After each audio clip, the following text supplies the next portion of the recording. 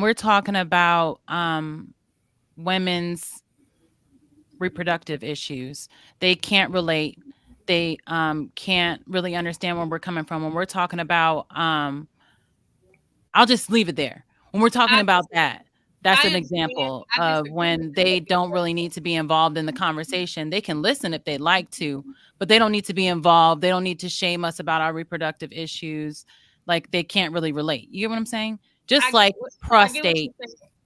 I Yeah, get just I like prostate. Like, oh, you should check your prostate at a certain time. Like, Well, I don't that's think not that my this, business. I don't think that So, that's something that's specific to our demographic, right? Something that is very specific to Black people in our demographic. I would say when two men got a problem with each other, one thing that's very common in our community, you'll see women go and be at the center of that conversation, whether she's amping it up or she just simply trying to get them to Calm calm it down. down. But that would be a situation where I would say women ain't got no business in being busy. Women ain't got no business in that particular conversation. Now, one thing that I would say that would be something in regards to women's business that Black women do have is the beauty shop. Whatever going on in the beauty shop ain't got nothing to do with men.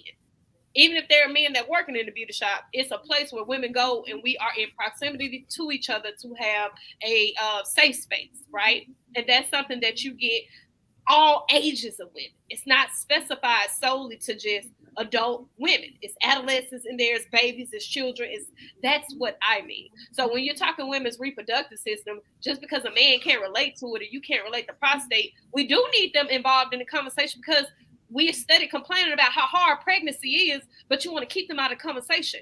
Why would you keep complaining about something and then not educate them on the matter?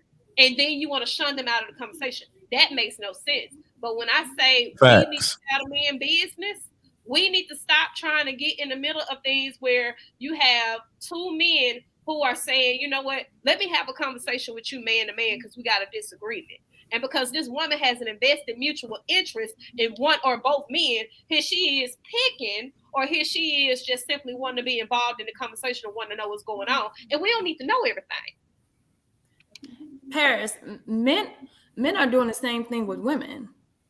Like there's a lot of videos, in the hood mostly, but there's a lot of videos where men are fighting women. Men are jumping in situations with women. So I think it goes both ways nowadays. Everybody's in everyone's business. I don't think That's now not it's a like a common separate phenomenon kind of where issue. you see that's not a common phenomenon where you see just a random man who has no association with a woman go and jump into a fight with two women. That's not a common phenomenon. Even if That you were in never a It's happens. not a common even it's not a no, common no, phenomenon for it's men. not. Oh, It's an sorry. anomaly, right? That is an anomaly. What's not an anomaly? We know it's lots of Black men locked up because they done went and helped somebody who's their sister, cousin, auntie, neighbor. We know that that's a common phenomenon. But even if you're in the club and you see two women fighting, you don't see no man just walking up and knocking a woman out unless he has an invested interest in one of those women. If he's doing that, he's defending another woman. So I think that's a mute point. Absolutely. Actually, recently there was a woman that was pregnant and she got jumped by a man that had nothing to do with anything.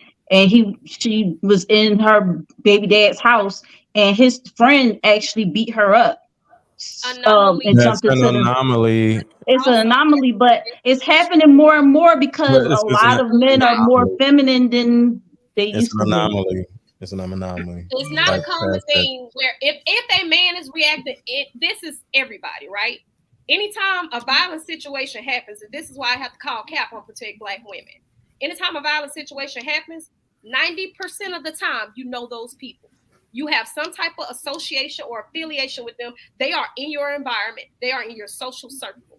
So even if a man, which I'm not excusing that terrible behavior, even if a man walked into someone's situation and he jumped on a pregnant woman, you just mentioned that he knew her man, which I'm sure he knew her woman, which of course in the Black community we see all the time. A lot of times when these people have a problem with the man, they do the trickle down effect.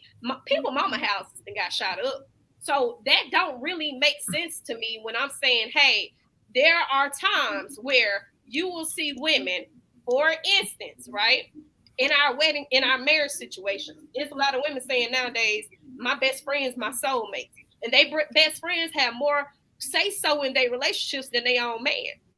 And we seen it. I don't know if y'all watch Love and Hip Hop. I do. We see it all the time with Bambi and Scrappy.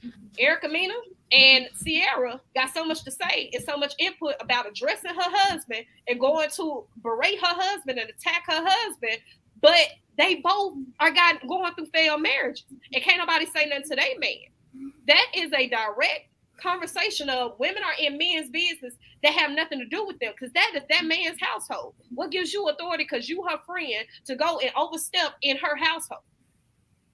It's wrong. Okay. I believe that's the outlier. I believe a lot of things that you have mentioned, like somebody coming to somebody else's space and overstepping their boundaries, their husband's boundaries. I think that's an outlier. I believe most times when we're having these conversations, we're highlighting the negative things because it's a problem, whether it's an outlier or not. It's an outlier for people, for men to want to be involved in women's reproductive conversations. But when they are, a lot of times they're ill informed and they're loud and It's never wrong. been an outlier.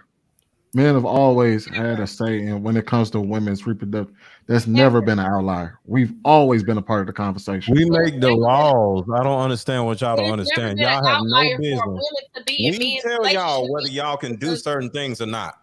We We've make always, every laws. We make the traffic lights. We make literally, everything. Y'all have no rights unless we give them to you. I don't care who gets mad when I say that. Y'all have no rights unless we give them to you. Y'all have no business unless we give it to you. it's We also never feed been an y'all, outlier we for men clothe to be y'all, in, for we women to give be y'all in water. relationships.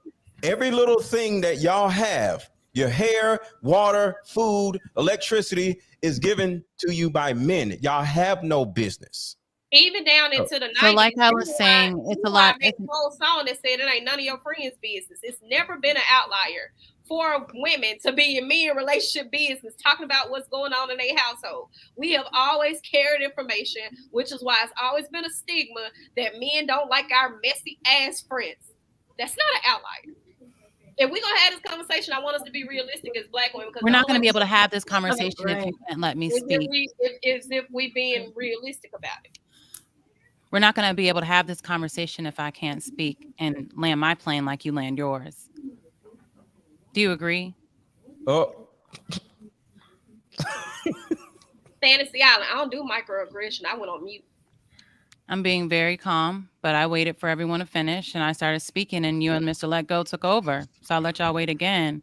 And then you want to berate me. We could do that. But I'm trying not to give that energy Now today. come on, Nobody y'all. can read you. So Let's just have a What do we conversation, do? y'all. Let's just have a let's have the conversation. I went conversation. on mute. Exactly. Okay, y'all. The people I This is appreciate what most. Fantasy Island Girl does. So just calm down. It's okay. This is what she does. Okay, so Okay. let's She go does ahead. this all the time. Fantasy, then let's get to Arena. So yeah, I believe that men, it's an outlier for men in general to be involved in what goes on with women's reproductive health. The laws are created by Congress, which is sprinkled with both men and women. But I understand that the majority Men. of men, they don't care what happens between women's legs. When we talk about the tax on tampons and things like that, they don't care about that. They don't care at all. They don't We usually make involve tampons. themselves. When We they make do add tampons. themselves to the conversation. Do you see how you know what? I'm good. My plane has landed. Men make tampons. Just wanted to say that.